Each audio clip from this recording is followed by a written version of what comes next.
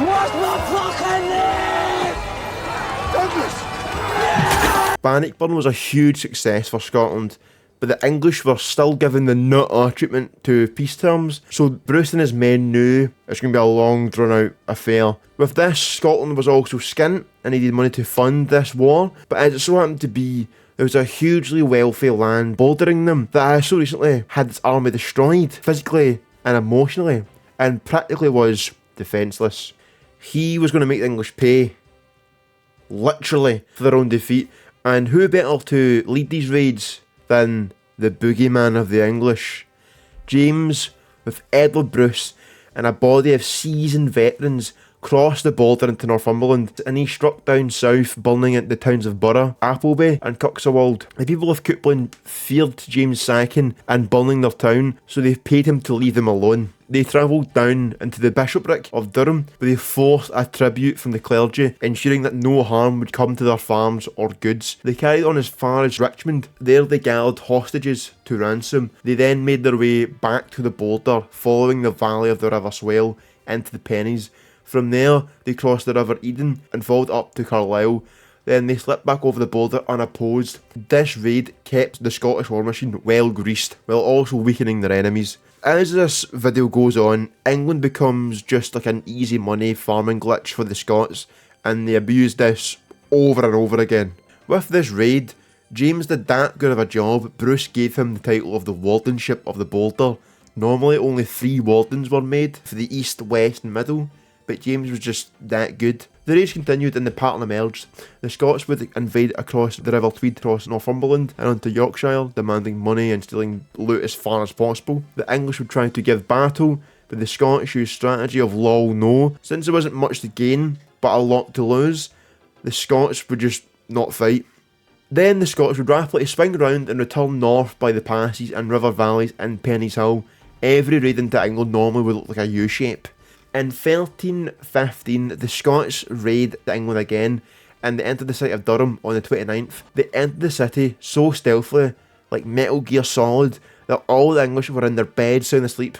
Bruce positioned himself at Chester Lee Street and sent James and his men to Hartlepool to cause mayhem and destruction. When James reached Hartlepool, many of the townsfolk fled onto boats and sat off the coast just watching James ravage their town. But strangely, during this raid, James took prisoners and a lot of townswomen back to Scotland. I guess kidnapping women running the family. By the 22nd of July, after raiding Hartlewood, James regrouped with Bruce and they made their way to Carlisle and began to siege the city. During the siege, James was sent with his men to raid southwest of Carlisle and raided the town of Egremont. James then regrouped with the ongoing siege of Carlisle. On the 30th of July, the main body of Scots attacked the eastern walls of the city, creating a diversion, while James and his men tried to scale the western walls. But despite their valiant efforts, it proved to be too much, and James was even wounded in battle. 2 days later, Bruce would abandon the siege, and this abandonment led the English to get a bit more confident and attacked the Scottish rearguard and managed to capture some Scottish knights in the process. Then, by the 14th of January 1316, James led a night assault by land and sea on Berwick, but the clear and bright night sky revealed the Scottish position and the attackers were repulsed, with James apparently being in the fort assault. With this, James left a body of Scots at Berwick to cut off English supply lines and went back to Ettrick Forest. Food was low on the borders, but inside Berwick it was dire. In October 1315, the governor of Berwick had written to King Edward II saying that his men were going to desert if pay and food wasn't delivered. Some rations did manage to get through the Scottish blockade, but it wasn't enough to make much of a difference. And on St Valentine's Day, 14th of February 1316, many of the garrison had given up hope and decided to go out and forage for food themselves. The English rode out under Edmund Kyle, who was a knight from Gascony. They rode up to Weardale, which was large farmland, and were looking for any scattered cattle they could find. Sir Adam Gordon spotted some of the English foragers and left his post to inform James. He told James that the cattle thieves were a few in number. This was because he only saw a small fraction of them. James and his men marched out to find the English soldiers, and they found the English at Skaithmuir, a few miles north of the town of Coldstream. James suddenly discovered that these English cattle thieves were not just ordinary thieves, but instead well-armed English soldiers with double of his numbers. There were around 80 English soldiers with a few pages to help transfer the cattle. and only 40 men with them. So he made the smart decision to fall back to a nearby ford. Then he unfurled his famous white banner with 3 blue stars, which in medieval terms meant square go, or if you're English, come fight me. To flee on Scottish soil wasn't an option because James was built different. The English were starving and desperate men, so the fight would be brutal, and the English advanced on the Scots. Barbour himself describes the battle as, the Scotsmen bravely fought them back. There one could see a cruel fight, and strokes exchanged with all their might. The Douglas there was full hard pressed, but with great valour he possessed. So lent his men courage, that no man fought of cowardice. The Scots hacked away at the English effectively, and was also fine-tuning his famous tactic of personally hunting down the enemy commander and killing him. He cut his way through to Kyo and engaged with him in singular combat in the middle of the bloody field. Kyo was a brave and competent knight, but he was no match for Douglas, who quickly dispatched him. The English, seeing the leader dead, began to rout, with many of them killed in the retreat. The capital was saved. From this time on, James would always go straight to the leader in a fight, and this is heavy foreshadowing for some of his more famous battles and campaigns. When Barbour wrote this poem, he had spoken to the men who had fought with James. They had all reported that James had said that the Battle of Skaithmuir was the hardest fight he had ever been in, on where men fought with no quarter, giving it their all. After this fight, James retired back to Ettrick Forest, and by this time the English were starting to gossip among themselves about James and his feats and this overwhelming victory against all odds. The men who had died in this battle were probably the lucky ones, as it was reported that the English garrison still in Berwick were dying of starvation while at their posts on the walls. Also, Skaithmuir, they're both the same to me. Shut up, okay? My biggest gripe is people saying, "You mispronounced that." I don't care. If you know how it's said, does it matter? The only time it matters if I mispronounce something, if no one knows I've mispronounced it. Fucking shut up, alright? As I've already said, the name of James Douglas began to be spoken by the Englishmen. In those chivalric times, it was a man's ability in fighting that made him famous, and as you know, James had that in abundance. But as you can imagine, the constant mention of his name made some Englishmen annoyed. Sir Robert Neville of Raby, for example, grew irritated. Neville seemed to have been a fighter of some renown. He had got into a war with words with Sir Richard Fitzmarmaduke, that's some name by the way, apparently over who was the greater lord. And side tangent, I miss the days when rich people would fight in battles for honour. Now they do YouTube boxing. The Sala Chronicles tells us that this rivalry ended in a fight on the bridge at Durham. Neville killed Fitzmarmaduke, and this deed incurred the wrath of King Edward II. To try and placate the monarch, Neville went into military service and joined the garrison at Berwick. Neville must have been a snappy dresser too, because he was known as the Peacock of the North. Hearing the garrison talk of James, he decided that he would show up this random Scot nowhere near him, who was the greater warrior once and for all. He had it known that if James came anywhere near him with his banner unfurled, he, Neville, would attack him at once. It was not long until his message reached James' ears at Ettrick, and James, being James, decided that he should make him good of his word, and James made his way to Berwick by night. And the next morning, his standard was unfurled in the view of the town walls. He also sent off a few of his men to set some surrounding buildings on fire, just in case Neville did not get a clear view of intentions. Neville gathered his followers and, unfurling his own banner, rode out and took up a position near a nearby hilltop. He must have had some kind of strategy in mind, or have set up some kind of ruse, because Barbour tells us that he waited a while because he believed the Scots would break and search for. He probably thought that the men James had sent to the buildings would pillage and take what they could and not return to the fight. But James's men were far too experienced and disciplined for that, and they returned as fast as they could. The Scots went into attack formation and, probably to Neville's surprise, rode straight for him at the hilltop. Neville's forces marched forward and expected and easily overrun the outnumbered Scots. In the words of Barbour, then with a rush they made attack. The sound of smashing spears arose, and on each other dealt his blows, and the blood burst out of gashes wide. The fight was fierce on every side, for each man fought with might and main to drive his foeman back again. In the middle of the melee, James came face to face with Neville, and they set to combat, and it wasn't long before the fateful blow came, and the Peacock lay dead on the soil of Scotland. After killing the Peacock, James charged into the surrounding Englishmen, his men followed by example, and the English began to buckle and break. The Scots following at the heels, cutting and slashing. Neville's brother Sir Ralph was cut down, and the Scots captured some Englishmen, including the Baron of Hilton. When the field was clear, James allowed his men to loot the surrounding bodies, with most likely the Englishmen watching from the town walls of Berwick. Then they returned westward back to the forest. James split all of the loot taken between his men in acknowledgement of their valour, keeping none for himself. Gestures like this made his men love him. Now Bruce was able to leave the country in capable hands and go across to Ireland to help with his brother Edward in his campaign there. Randolph accompanied him on his expedition, and so the control of Scotland was left in the hands of James and Sir Walter Stewart, who was Bruce's son-in-law. And in May in 1316, Edward Bruce was crowned King of Ireland, which pissed off the English and gave Scotland a bit more breathing room. James was now in his 30s. With his responsibilities in the borders, he felt he needed a base in that area.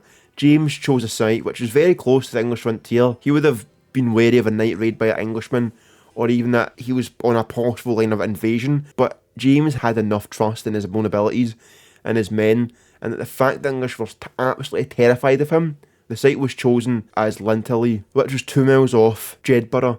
Jedburgh had its own castle, and it had been in the Scots control since Bannockburn a few years before, but James preferred his own location. From his new position, he could be able to reach most areas of the border quickly when danger threatened. When Bruce was absent in Ireland, the English thought that they could perhaps take advantage of the situation and invade Scotland. King Edward II had appointed the Earl of Arundel to the wardenship of England north of the River Trent. Arundel wanted to strike when Bruce was away and absent, so he gathered a detachment which was around a few thousand men, and he had issued an axe to each of his men, and they were ordered to cut down every tree across the border to give, James Douglas as little, shelter as possible. Deforestation wasn't a new thing back then. The English done it against the Welsh as well when they conquered Wales. Arundel marched his army north in February 1317 and headed for the border at Bar. Word was brought to James and he had prepared a feast for his men in celebration of the new base being built as some sort of housewarming party.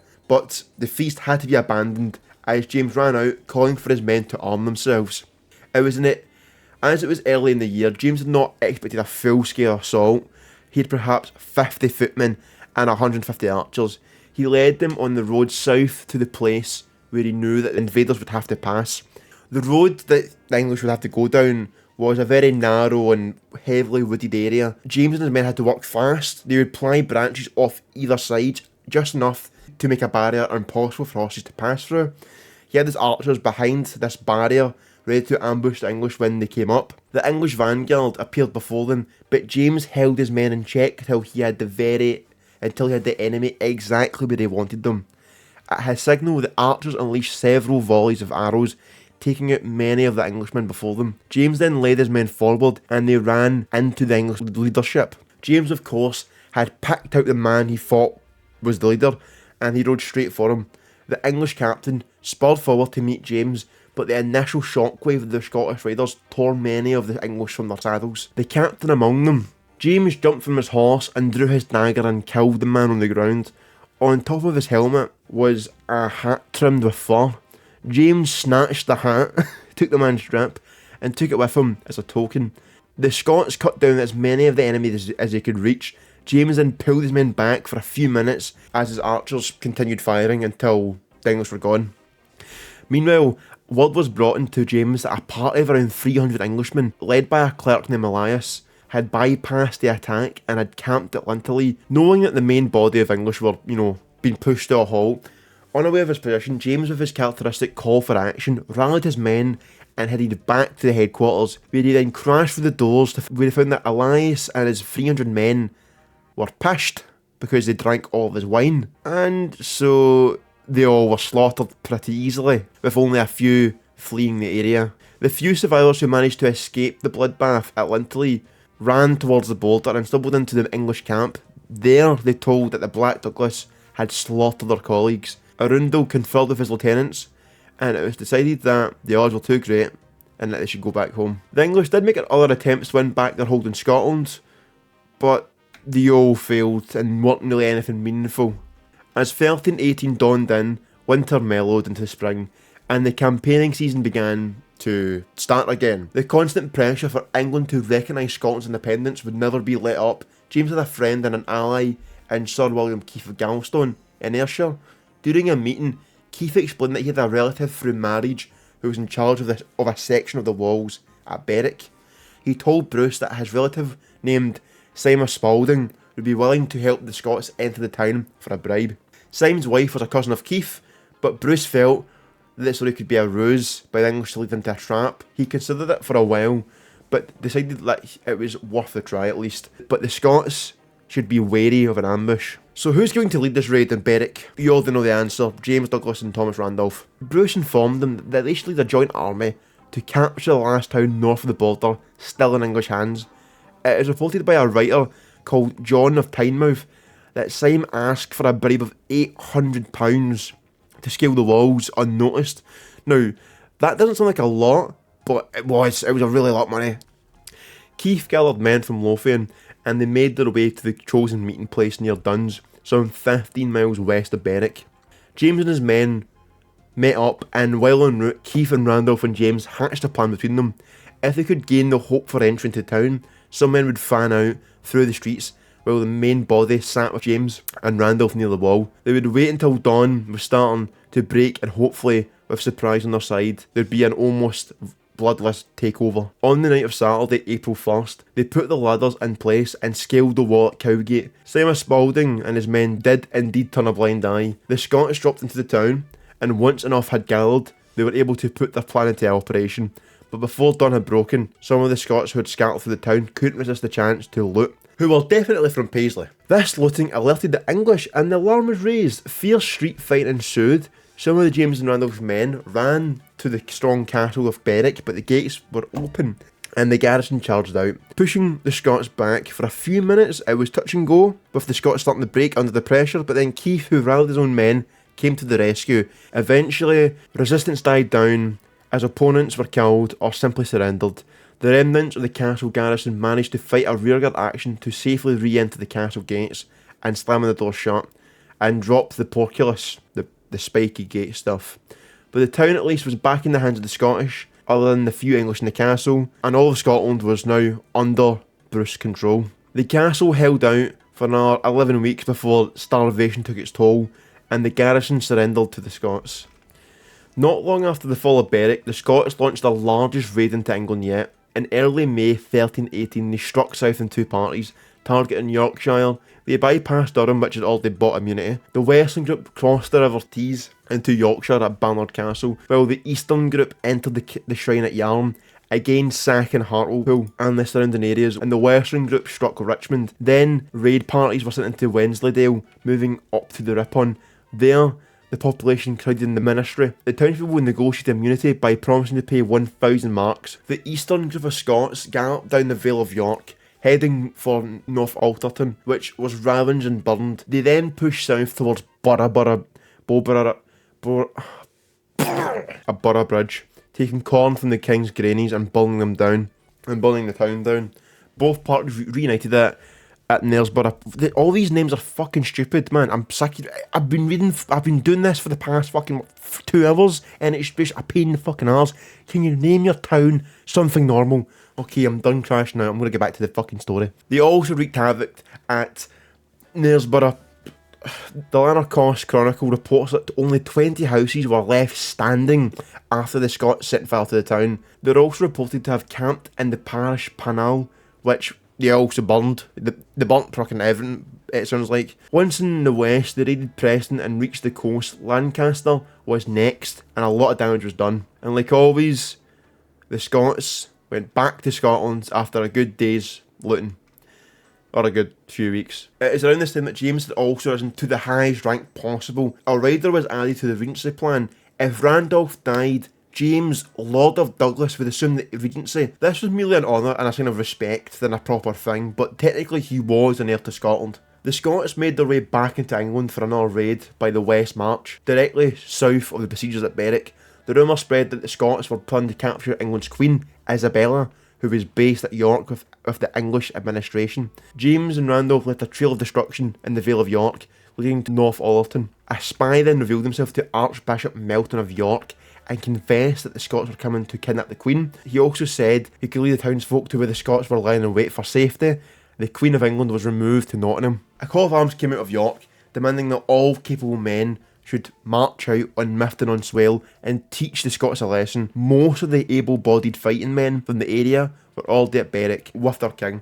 So Archbishop Myton gathered a teeming army of churchmen, peasants and townsfolk, average European army. English chronicles claim that they were around 20,000 in number. These are probably an exaggeration. On the 12th of September, this army marched to battle. James and Randolph and their men were camped out in a field on the west bank of the River Swale. Near its proximity to the River Ur, Archbishop Myton, with his silver crucifix held aloft as a standard, approached with his army, many churchmen to the fore, with choir boys singing. I'm not going to make a joke. The army came to the village of Myton and crossed the river. The Scots, seeing them approach, set 3 piles of damp hay on fire. The English marched through the smoke, only to find the Scots before them in battle order.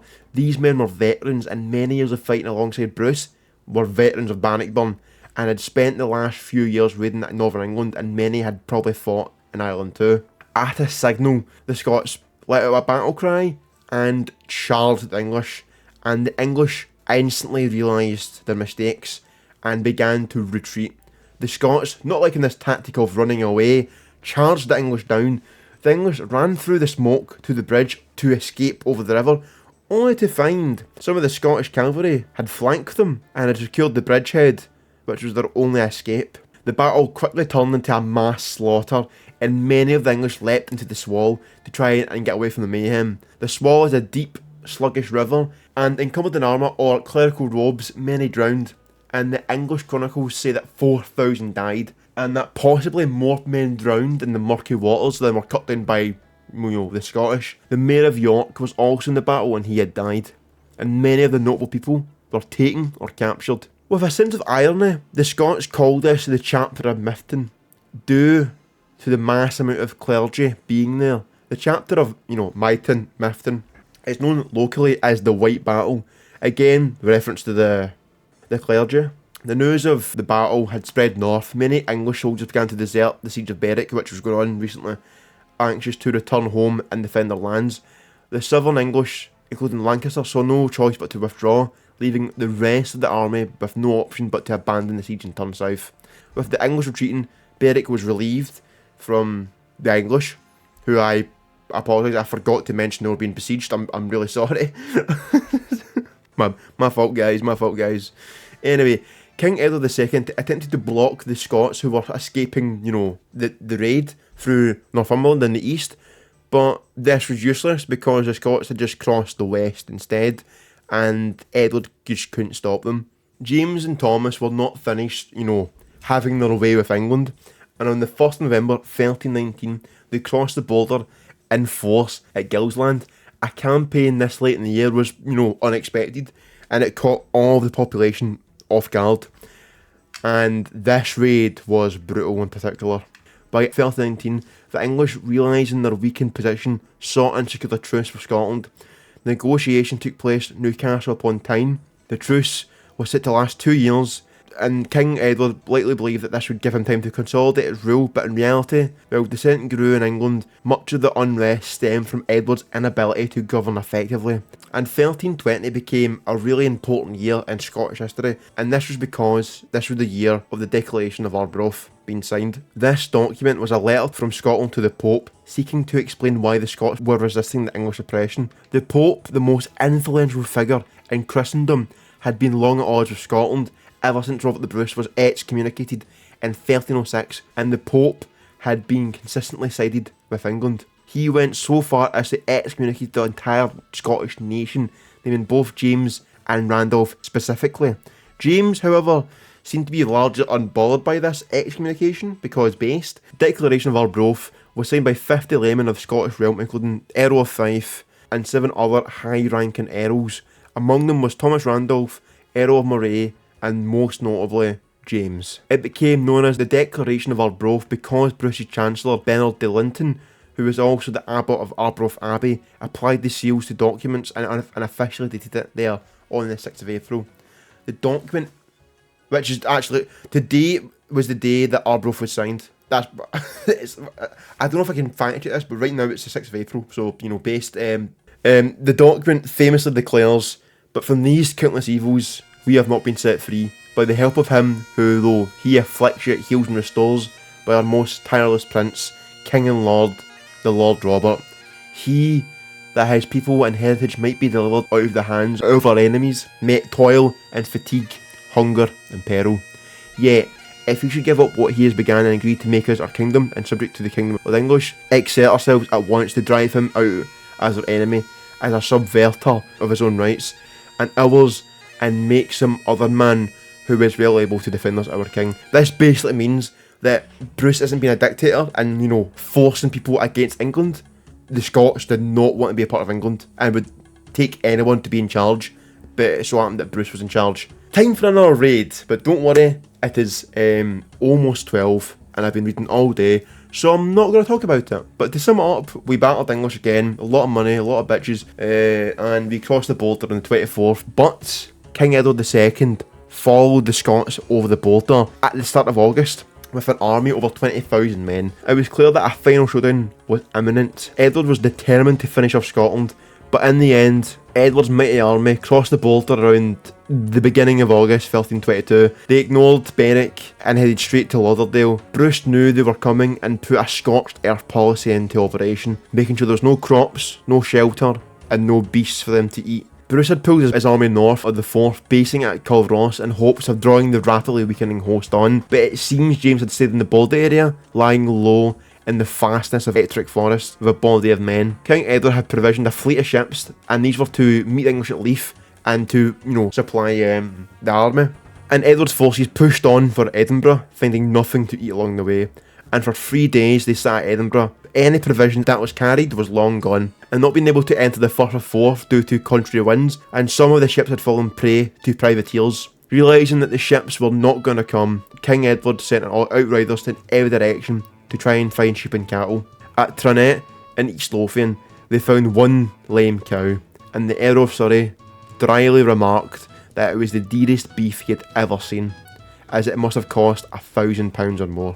The decision was made to retreat back to England, and the English retreated from battle before fighting a single Scotsman. 300 riders were sent ahead of the English army to secure Melrose Abbey, to sack the building and to possibly find more supplies for the army. But it was not long before James found out about this plan, and without delay he marched his men towards Melrose Abbey, and when the English got there, they were attacked, and Douglas wiped them out. And the survivors of the attack made contact with the rest of the army and told them that the Black Douglas had fallen upon them.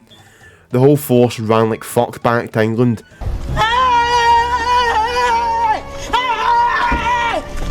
Why are you running? Why are you running? Crossing the border on the 2nd of September, King Edward announced that he would remain in England's north, intending to deal with any Scottish incursion. Word had reached that the King Edward was lodged in Revelocks Abbey, and the plan was formed to try and capture Edward. Having the English king as a hostage would mean, they would get anything they want, especially full independence. King Edward was shocked when the information came in that the Scots were only 15 miles from him at North Alterton. The direct route through to Revelocks went up and over the Hambleton Hills, and Edward stationed forces under the Earl of Richmond. The Scots knew they had to risk a frontal assault on Richmond's forces, as taking the longer route through the hills would let Edward escape. The Scots came from Fosk, but up in the hills, the English had a really defensive spot. Bruce asked which one of his captains should actually lead the attack up the hill, and James stepped forward and said that it should be him. This plan was basically suicidal, but Bruce saw James' brave attempt as a diversionary tactic. Bruce had many Highlanders on this raid, and he knew that it was a particular type of warfare they excelled at, because hills, and that they could use their ability here. James chose a large party of men and made their way forward to the bottom of the hill. Before advancing, James turned around and noticed another group of Scots making their way towards him. It was Randolph. He handed over his own division to another commander and had come to join James's front assault with a handful of men because, base. Both groups would join into one and made their way up the incline together, and instantly a hail of arrows and boulders greeted them. Bruce sent his Highlanders up to the cliffs and that bordered the road up the hills. These men climbed quickly to the top of the escarpment, apparently undetected. they immediately launched a charge into the flank of the English forces to lessen the bombardment, battering James and Randolph's detachment. On the top of the hill, carnage ensued. The English hit line began to waver and break. James and his men cleared the top of the escarpment and launched themselves at the English as well as the Highlanders. As soon as resistance began to crumble, Bruce sent Walter Stewart to Riverloch's Abbey with a body of horses, putting all in black to try and capture the King Edward.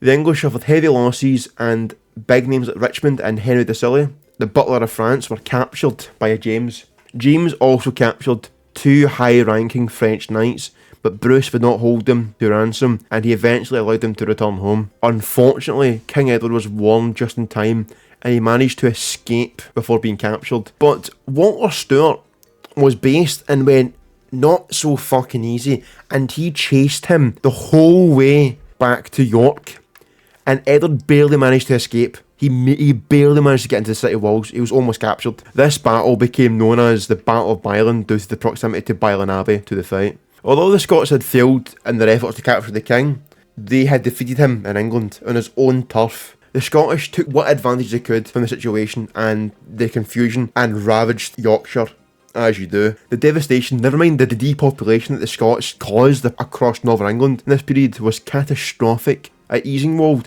84 tenants are described as unable to pay the farm. The Scots were blamed specifically for the ruin of 57 of these. 13 had been killed at the Battle of Myton and in 1319, 9 at the Battle of Byland in 1322, and 9 killed by Scots either at Easingwood or at places unspecific. Among these last one, John Baker, a tenant at will of an acre and a half, was burnt to death in his home when the Scots arrived there in 1322. 7 other tenants had been driven from neighbourhood by poverty and destruction caused by Scots. 10 died in poverty, 17 were reduced to beggary, and the holding 17 others are described as simply impoverished, burnt and destroyed. And with this, Harclay realised nothing was going to happen, so he made a truce with Bruce in Scotland, and in negotiations Harclay mentioned that he would convince Edward to recognise Scots independence, and Scotland would pay the English king £27,000, which was a huge amount of money at the time.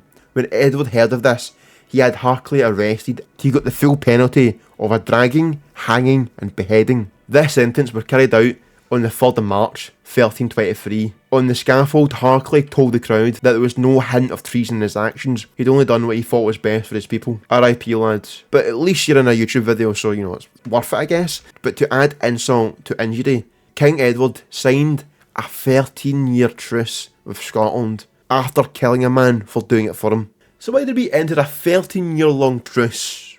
We don't really know, it's up to debate, but most likely to buy more time, to build more strength and have England get bored and accustomed to peace and accept Scottish independence, which didn't work. But yeah, James was now in his late 30s and had given much of his life in fighting the war. But now he had a lot of time to just be a governor and a lord in feudal times. Bruce gave him lands in Beutal and Galloway, the constableship of Lauder, Cockburn, yes, real place, Bedrule, Staple Gordon and half of Western Kirk. He had control of Jedburgh and its castle and the nearby lands of Bonged Ward. All of these holdings were in southern parts of Scotland, an acknowledgement of James's amazing work in defending the land in these regions.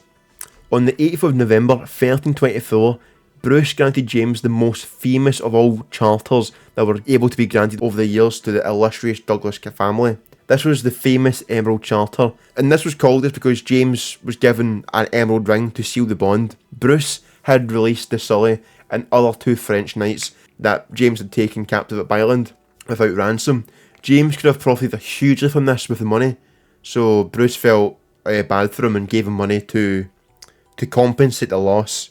And Bruce also gave James another honour. The charter basically gave James the right to keep any funds that arose out of the settlement of the criminal jurisdictions, and that he could freely hold his castle and lands unless they were being used for common aid or in defence of the nation. This emerald ring is now lost due to time. Because of the truce with England, James was probably able to spend more time with his family. Yes, he had a family.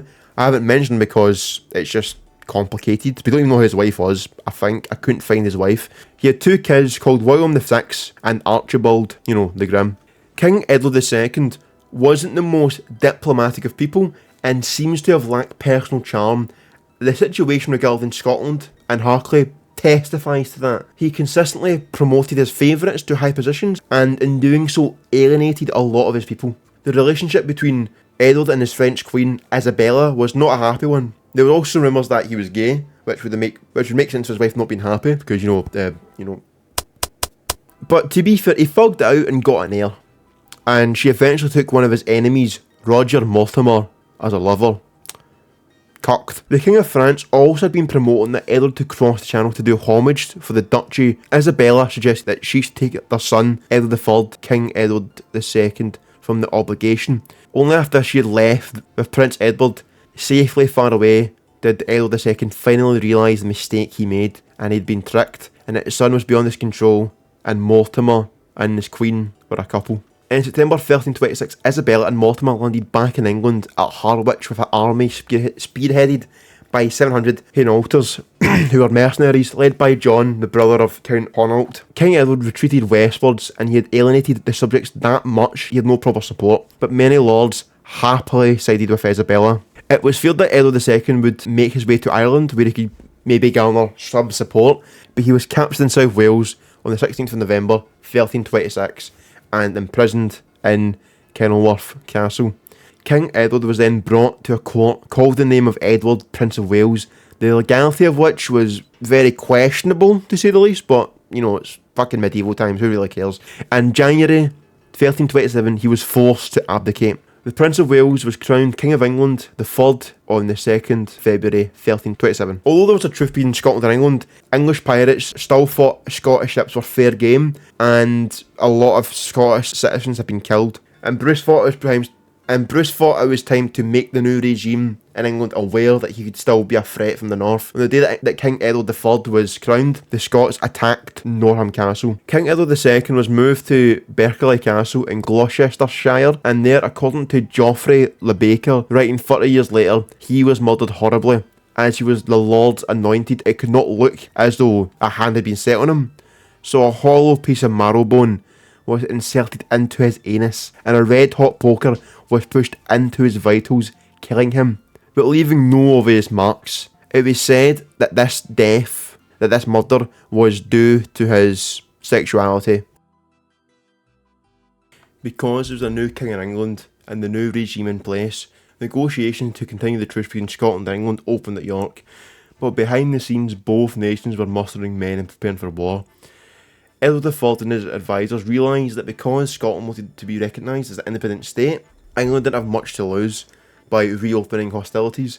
If war went on in their favour, they would win Scotland, and if the Scots kept invading, the northern channels would be devastated, but England would not be lost. Basically, the long game they were playing. In June 1327, the talks at York eventually broke down, and the Scots pinned a note to our church door before they left, and on the note it said, "Long beards heartless, painted hoods witless, gay cloaks graceless, make England thriftless."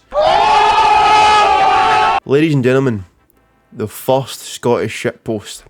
As a warning of Scotland's unhappiness at being no closer to our goal of recognition, James led a raid over the border. The Sala Chronicles tells us that a sizable force of Englishmen gathered and entailed James for only 4 leagues away. They merely watched as he wasted the countryside in open view of them, because they were scared of him. When James returned home from the raid, he and Randolph rallied together to do something on a much larger scale. This seemed especially timely as they had word that England was preparing to mount yet another invasion. Edward III at the age of 15 was more like his grandfather than his father. He desired military victory and yet again held the Hainaulters, who helped depose his father. Edward III led his army towards Durham. They had no idea that the Scots under James and Randolph had already crossed the border on the 14th of January, until they saw the smoke of burning villages. The English army, many soldiers were heavily armed, and the horses were huge, with a baggage train that would go on for miles. The Scots, on the other hand, were in their usual quick small horses, and were lightly armed, and carried all the supplies in packs on their horses. The Scots could move so quickly that they could easily outpace the English, and James wanted to show them that he had the ability to do as he wished in their nation. So he led them forward in a hopeless pursuit. For 2 days, they chased the Scots through woods and swamps and wildernesses and mountains and valleys, just rage-baiting the English. According to Lebel, they could not lose the trail, for the Scots were wasting and burning everything in their path. The Scots eventually lost the English by laying low in the valley of the River Gonless. The English army marched to Hayden Bridge on the River South Tyne, knowing the Scots would have to cross the river on their way home. Because it was feared that the Scots would attack in the night, they slipped in their armour. They had kept loaves behind their saddles, but with all the hard riding, these got soaked with horse sweat. Yummers. And Lebel tells us the size of the army. There were 8,000 knights and squires, 30,000 other armed men, of whom half were mounted on small horses and the other half were foot soldiers and light infantry. And there were also 24,000 archers, not counting the irregulars. It was heavy raining and morale began to crumble, and the English eagerly wanted to fight the Scots. After a few days, the rain began to become so bad that the leather started to rot, and the horses developed sores where their harnesses were rubbing.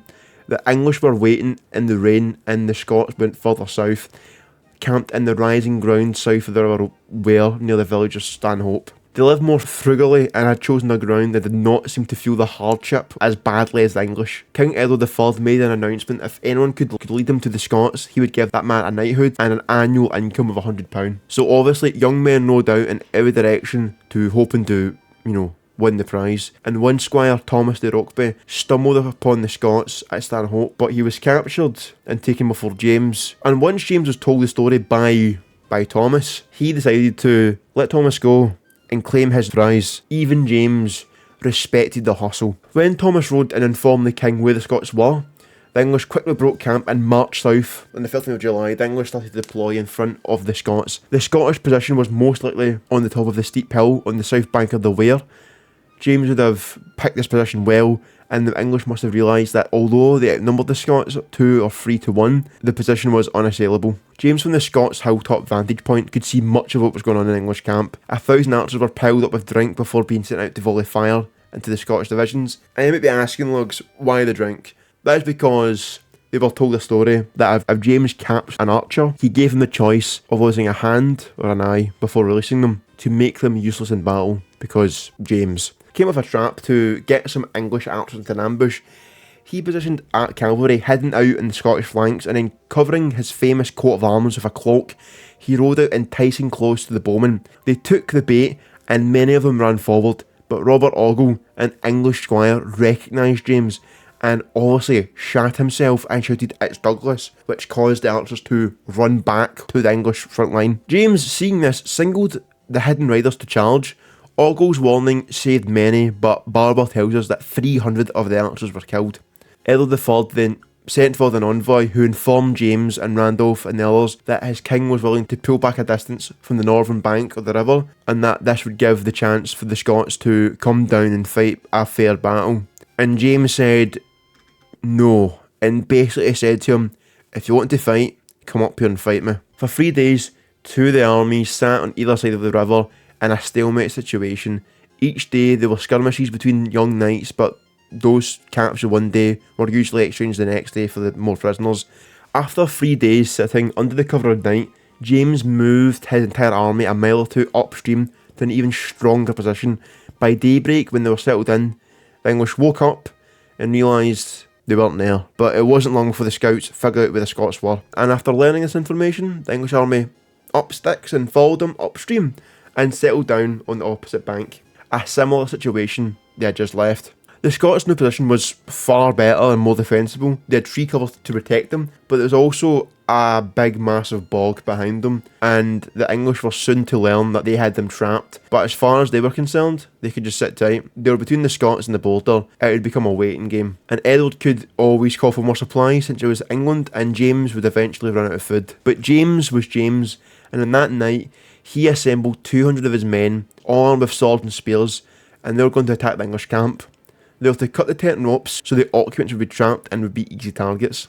And on the 4th of July, he led them from the Scottish camp and crossed the river well away from the English camp. Stealthily, they approached and found that the English had not set up proper walls and defences, so they were able to reach the edge of the tented encampment unopposed. They broke into a gallop and, slashing, cut down the ropes of the nearest tents and stabbed at the wriggling bodies underneath, doing his usual, screaming "Douglas." James, doing his usual, screaming "Douglas, Douglas," woke up a lot of Englishmen, which must have been terrifying for many, as it was the last thing they ever heard. James cut his way right through the camp, till he reached the tent of the King of England himself. It's 3 leopards' banners flying outside. He slashed the ropes and stabbed down into the canvas below. Edward's retainers threw themselves over the king to protect him.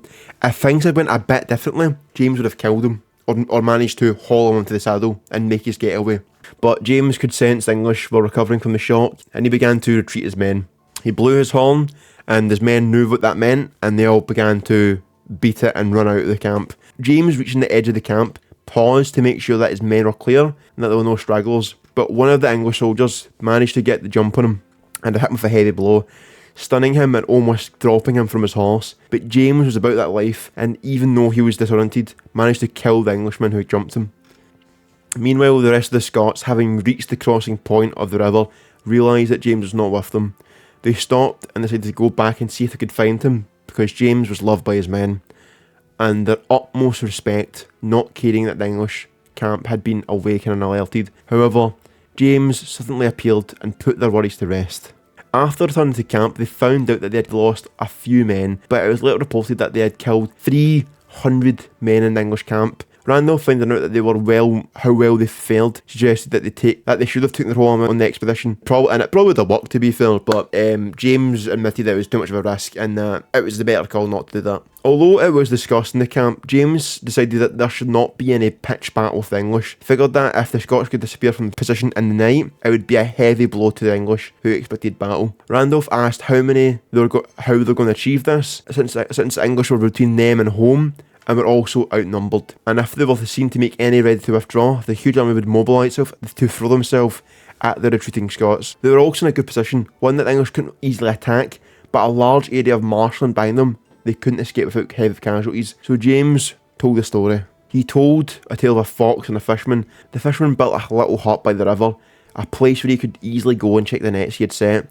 The hut was a simple affair with a bed within and only one door to get in and out. It had a fireplace. The glow from the logs burning on the fire lit the scene. The fox had crept inside and begun gnawing on a salmon. The appearance of the fisherman had caught him by surprise, the fisherman blocking the only way in and out. He knew the fox was trapped and drew his sword. The fox knew they had nowhere to hide and desperately looked around the hut for something to help him escape. The fox noticed that the fisherman's cape and hood lying on the bed. He gripped the cape with his teeth and pulled it over across the room onto the fire. The fisherman, seeing the cape beginning to burn, jumped forward to pull it out of the flames, and the fox, seeing his opportunity, ran for the door and made his getaway. And James explained, "We are the fox and they are the fisherman. They think that they have us, but we can escape if we try." The next morning, the English were kept busy gathering up the 300 or so bodies that had been killed during the night. The Scots secretly began to pack up their goods and get ready for a planned withdrawal. As night fell, the fires in the camp were stocked up, horns were blown as usual, and the Scots made their way to the rear of the camp and prepared to cross the marshland. They had tied bundles of wood so they could bridge across some of the streams and ponds. It took some time for everyone to successfully come across the bog, but they managed to safely, with only a few pack horses being killed. Once that they were clear, the Scots circled far around the English position and made their way back north towards their homeland. King Robert the Bruce was given the information that James and his men were isolated in Weardale, and fearing that there might be a disaster on the foot, he assembled a large army and sent them south to aid James. But on the way back, they both met up with each other and began to almost have a battle with each other until they realised they were both Scottish, and they joined up and went back home. Summarised. As morning dawned, the English saw the Scots had disappeared from the position. Some of the Hainaulters ascended the hillside to find the Scots had indeed been, vanished from existence, and they had slaughtered the cattle that were in the camp, and they left many pair of cowskin shoes for some reason. I don't fucking know. Lebel tells us that they found 5 English prisoners tied to trees out of sheer spite, even more based, and 2 had legs that were broken. When they reported back to their camp, the young king wept tears of frustration. Copensive Angloid, and the army was disbanded, and Edward IV made his way to York. The Hainaulters had still to be paid because of mercenaries, and the bill for their hire came to £55,000, around £55,000, which almost bankrupted the economy. Never one to rest where action could be, taken, Bruce did another massive 3-pronged raid, and he began to siege Norham Castle, while James and Randolph attacked Alnwick and Warkworth Castle, and Henry Percy of Alnwick thought this was the right time to lead the raid into Scotland, with Bruce, James and Randolph being busy attacking castles, so he thought he could raid a lot of towns in Scotland as revenge for Northern England. But when James heard this, he immediately gathered his men and went in pursuit of Percy, and when Percy heard that James was after him, he quickly turned around and ran back to Newcastle, hiding inside the walls. Just the name of Douglas made an army retreat. In October 1327, 2 English envoys came seeking King Robert the Bruce, who was still besieging Norham Castle. They were Henry Percy, the Lord of Alnwick, and an experienced lawyer. They were granted an audience with the King of Scots, and James and Randolph had joined their king at Norham, and so would have been present in this meeting. Bruce asked the envoys what was their mission, and they replied, for peace. Hello. After some deliberation, Bruce sent a letter to Edward III from Berwick on the 18th of October 1327. It outlined 6 points, and these were: England must recognise that Scotland is a free nation. Bruce's heir, Prince David, should be married to Edward III's sister Joanne. No subject of the King of England could demand lands in Scotland and vice versa. Scotland would give military aid against anyone who tried to invade England except for France, and England would do this likewise for Scotland. Scotland would pay England £20,000. England would put pressure on the Pope to have the excommunication against Bruce lifted. Edward III wrote back on the 30th of October saying that he was happy with the idea of the marriage between David and Joanne, and that he was happy with the offer of £20,000, but he wanted to negotiate on some other points. If he received satisfaction on these points, then he would recognise Robert the Bruce's title to the Kingdom of Scotland. Although the English had approached the Scots for peace, the language that English used made it look like the Scots were actually coming to them for peace. After 20 years of being slapped about, they were still being arrogant. So James appeared at Newcastle as a Scottish envoy and was there to debate the lasting peace deals between the two nations.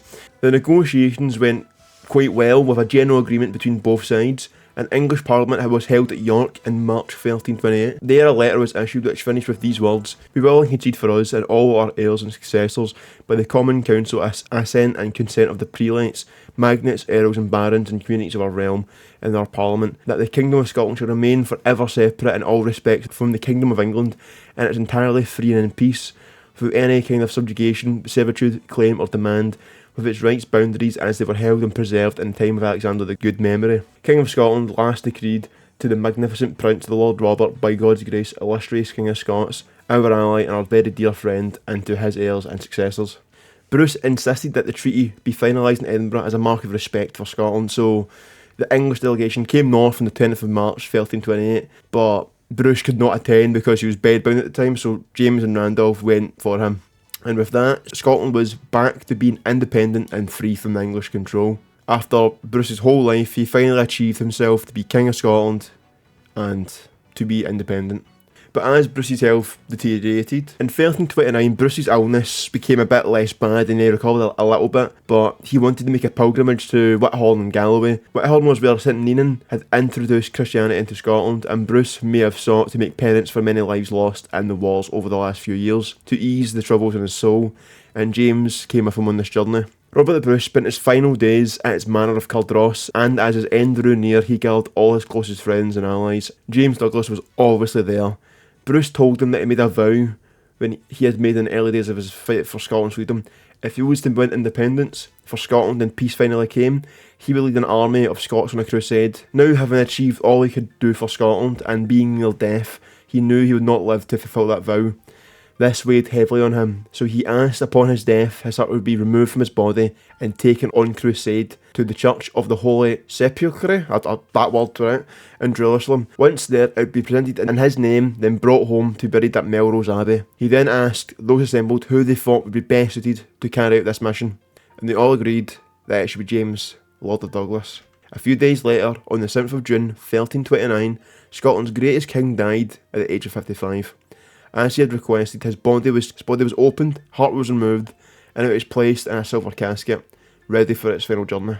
Early in 1330, James and his men set sail from Berwick. James carried with him a letter of safe conduct from Edward III of England, and a letter of introduction to King Alfonso XI of Castile, XI, 11th, and Leon, indicating that Spain was to be the first destination at this time, and the Moors had invaded southern Spain from North Africa, and the fight to repel them was ongoing.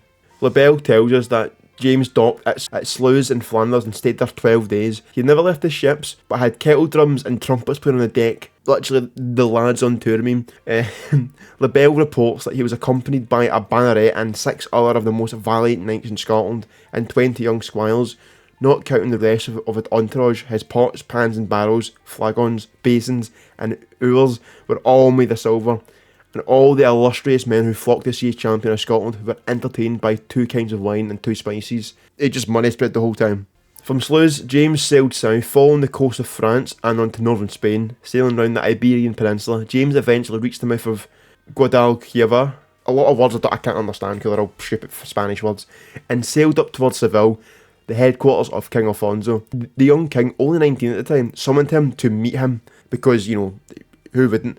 And many of the knights with Alfonso flocked to come with to meet James Douglas because he was like known all over Europe. He was really famous for his time. And even some of the English knights who he fought against wanted to meet him to make sure he was real. At the time, a lot of people didn't know he was actually real in Scotland. As you can imagine, with men who had fought in medieval battles, most had scars and damage to their bodies and faces, some missing eyes or even fingers. And one of the best knights of all Christendom refused to believe that James was unmarked and undamaged. Like he had no damage, no cuts, no scars. He had nothing on his face and body, nothing at all. And so the man asked him, "How is he not damaged? How is he not hurt? How's he not got any scars?" And James replied, "Praise God, always had I strong hands to which to guard my face." But irony wasn't really the strong point back then, and the knights did not know what he meant and were a little confused. But then eventually, they realised what he meant. And with that, the plans for the next stage of the campaign were explained to James, and the Christian army was centred around Seville. The main headquarters of the Moorish army was at Granada, some 200 miles to the east. Roughly halfway between was the little fortified town of Teba, with a castle standing on the high crag above, the Castillo de la Estrella, the Castle of the Stars. It was in the hands of the Moors. The taking of this castle was to be the next objective. They marched eastward and started to invest the town.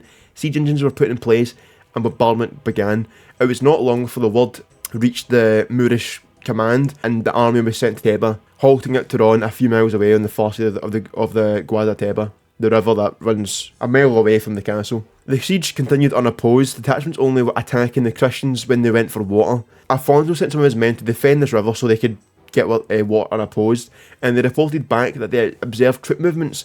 It was realised that the attacks at the river were a diversion, and Osman intended to attack the camp and destroy the siege. Alfonso kept back the bulk of his army to repulse the main assault, but he sent a detachment down to the river, with James leading the foreign knights. William Keith of Galston did not come with James in this battle because he had snapped his bone clean through in the siege prior, mostly due to boulders, projectiles, something that they'd throw off walls to blunt force stuff, or even just in a fight. And James found that the Moors had crossed the river and were making for the town. The whole detachment charged and forced the Moors back across the water. He then hit them so hard they were soon in sight of the Moorish camp at Turon. Meanwhile, Osman realised that King Alfonso had his army in a state of readiness and were expecting him, so the surprise attack on the camp was cancelled. Instead, Osman turned to his forces to repulse James' attack on his own camp. Pushing the Moors back into their own camp, James and the 9 other Scots managed to get well ahead of their own, forces. They pushed too far, so they made their way back. But on their way back, James realised that Sir William of Roslin. He then looked back and saw that Sinclair was surrounded by the enemy and was doing his best to cut his way through, but he was trapped. James shouted to his men, and they wheeled back round to help Sinclair. In legend, James threw Bruce's hut at the Moors and said, "Onward, Braveheart, pass thou onward as thou wert wont, and Douglas will follow thee or die. Onward, Braveheart, pass thou onward as thou wert wont, and Douglas will follow thee or die." And this is why we call Bruce Braveheart, and not William Wallace. He's not Braveheart. Mel Gibson's a fucking... So James and his men smashed back into the Moors towards Sinclair, but the element of surprise was gone, and the Moors closed in. James and his men died bravely. When the battle was over, Keith of Galston and the surviving Scots scoured the field for his body, and James was found in the middle of a circle full of dead Moors and having 5 mortal stab wounds in his body. Beside him laid Sinclair of Roslin and the brothers Robert and Walter Logan. The Christians reported that the Scots, on finding the body of James, became lamented like men gone mad, which basically means they were just really inconsolable and were crying really loudly and making a whole fucking scene. In tears, they picked up the lifeless body. Below him laid the silver casket containing the heart of Bruce, and his countrymen were determined that he would not leave his body in a far off land. They boiled his body because it would be too far the journey and he would rot, so they boiled his body to keep his bones intact. There's also two conflicted ways of how James either died. So the first way he died was the way I've said, but the other way that he might have died, in the Castilian Chronicles, there was a foreign count that died in a fierce skirmish days before the battle due to his own rash behaviour, which does sound like James, but to me it doesn't really matter. James died a hero and fighting for his king and God. In the square of Tebar stands a monument to Sir James Douglas, and it reads, Sir James Douglas, the most loyal comrade in arms of Robert the Bruce, King of the Scots, while on his way to present the heart of Bruce in the church of the most holy specular, Jerusalem, the good Sir James turned aside to support King Alfonso XI in capturing the castle of the Stars, Tebar, and was slain in battle on August 25th, 1330. And this is why I like Spain better than France. James may have only spent a few weeks of his life in Spain, but the Spanish recognised his glorious and significance, and they all loved him just the same. Sir William Keith of Galstone. Sir William Keith of Galstone ensured that James' remains were brought home to Douglas, where they were received by James' natural son, Archie Douglas, better known as Archie the Grim, because they all have aura farming nicknames for some reason. Randolph took over Scotland because they were both the regents after James' death, but he only outlived them by 2 or so years. He died in Musselburgh on the 20th of July 1332. Then the English violated the Treaty of Edinburgh and invaded again, but long story short, they lost that as well. So, and I also won't go in too deep of Randolph's death because I plan to make a video on him, so there's not much point. The Douglas family also altered their coat of arms after James's final journey. The original coat of arms were a white shield and a blue band with 3 white stars, but this was changed to include a red heart to symbolise Bruce's heart and also the dedication to the King of Scotland. And I also realised I haven't described how he looked, so I will right here. He was tall, broad shoulders, wasn't that good looking, quite chopped, had dark hair and spoke with a lisp, which is kind of funny to think about. I wouldn't be so sure. That's not a lisp. He was charming and in good company, and in battle he was violent and brutal, and maybe a little bit insane, but that's speculation. And the reason I made this video, and I was even able to make this video, was because I read the book. I read David R. Ross's book on James Douglas, which I couldn't recommend anymore. His book would blow my video out of the water, and I would suggest you buy his book if you enjoyed this video, because it's 10 times better. There's accounts, it's like he actually went to all the places. In the words of David R. Ross, I hope I have done you some little justice in bringing your story to a new generation. So with that, I hope I have done my own justice to James Douglas, as well as David R. Ross, and for my generation, and hopefully future ones. Thanks for watching, goodbye. We don't really know when James, the man who became known as the Black Douglas, was born, but we reckon it was 1286, the same year that Alexander III of Scotland went over the cliffs at Kinghorn on his horse. As a young man he was disinherited and dispossessed by the English. His father died